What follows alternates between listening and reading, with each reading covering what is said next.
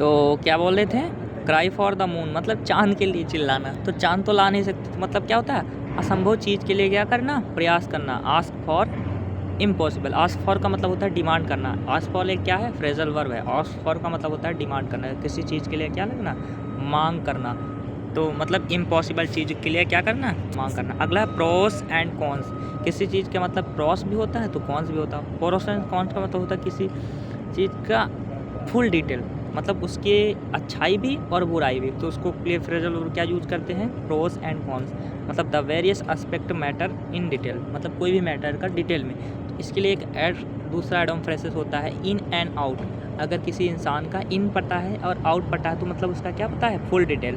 तो in and out phrasal verb मतलब क्या होता है, फुल डिटेल।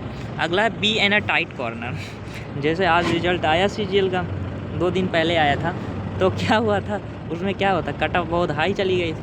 तो उनसे पड़ोसी से पूछे, क्या बोले कि कैसा है रिजल्ट, तो क्या है, be in a tight corner. मतलब क्या होता है, वेरी डिफ़िकल्ट सिचुएशन, बहुत ही कठिन सिचुएशन थी।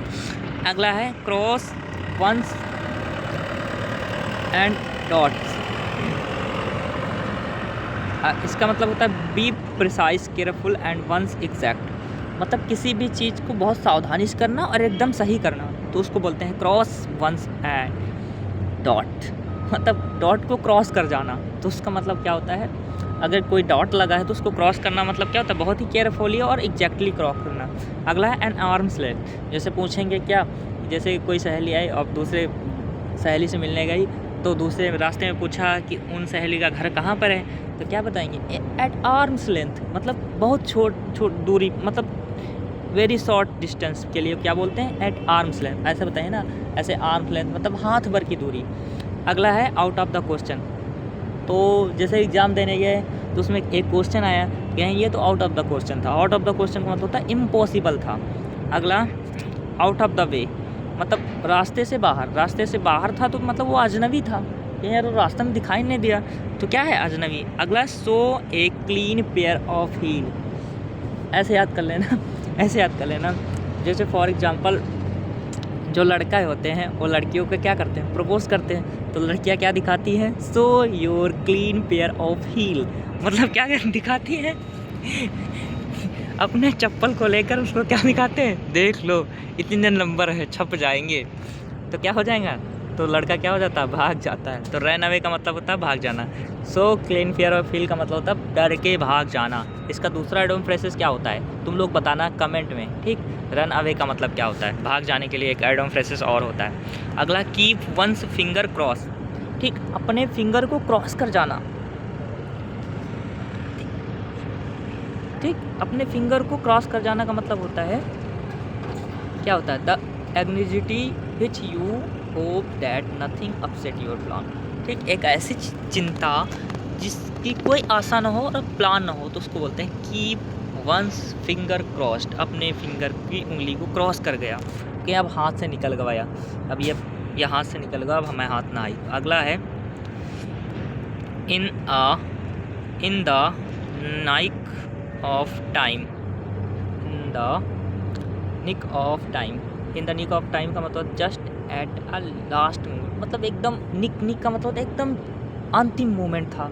और फिर क्या हो गया, सीजीएल का रिजल्ट आया और उसमें मेरा नाम नहीं था, तो क्या हो रहा है, in the nick of the time, वो टाइम का निक था। अगला sitting on the fence. Sitting on the fence का मतलब होता है चिंता, ठीक, जिसमें तुम क्या डिसीजन नहीं ले सकते।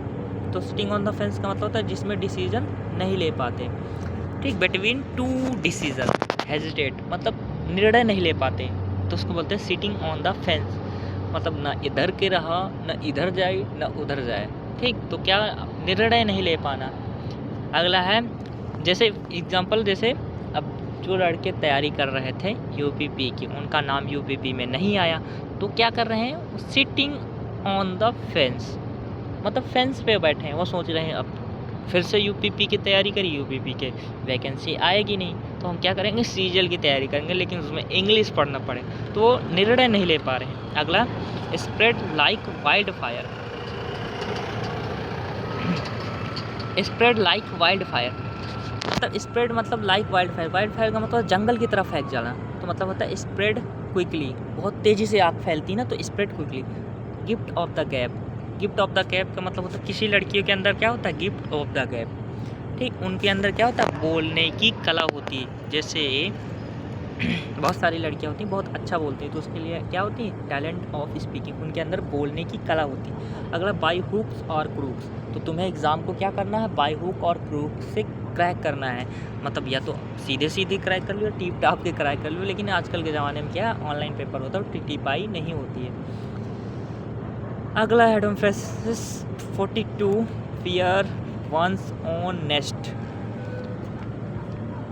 इसकी हिंदी क्या होती है, अपने घोंसले भरना, ठीक। तो क्या हो जाए ना, अपना पेट भरना, मतलब अपने लिए मेक मनी अनफेयरली, गलत तरीके से अपना पैसा कमाना। जैसे नेता लोग क्या होते हैं, फियर वंस नेस्ट, अपने नेस्ट को क्या कर देते हैं, भर लेते हैं। थ्रो आउट ऑफ गियर, ठीक, गियर से आउट ऑफ हो जाएगा तो डिस्टर्ब द वर्क, ठीक। जैसे तुम लोग पढ़ाई कर रहे हो, कोई फ्रेंड आएगा, तुम क्या हो जाते हैं, थ्रो आउट ऑफ गियर, अपने गियर से आउट ऑफ हो जाते हो। अगला टेक टू वंस हील, ठीक, तो ये फिर से आ गया, मैंने इसके पहले बताया था, show clean pair of heel, अपने हील को क्या कर देना, दिखा देना, तो क्या हो जाता है, भाग जाना, तो क्या हो जाएगा, भाग जाना। अगला टूथ एंड नेल्स, टूथ का मतलब होता है दांत और नेल्स का मतलब होता है नाखून। दांत और नाखून ऐसे, जैसे फॉर एग्जांपल जैसे तुम लड़ाई कर रहे हो और किसी को मारने के लिए लड़के लोग क्या करती हैं, अपने दांत पीसती हैं और मुट्ठी बंद कर लेती हैं, तो क्या होता था ना, विद ऑल पावर, ठीक, पूरी ताकत से लड़ना। अगला die in harness, die in harness का मतलब होता है जब तुम्हारी मृत्यु क्या हो जाती है, सर्विस में हो जाती है। जैसे फॉर एग्जांपल मैं सर्विस में हूँ और मेरी मृत्यु क्या हो जाए, सर्विस में हो जाए, तो मैं क्या हूँ, डाई इन हार्नेस। अगला take leave out of one's book,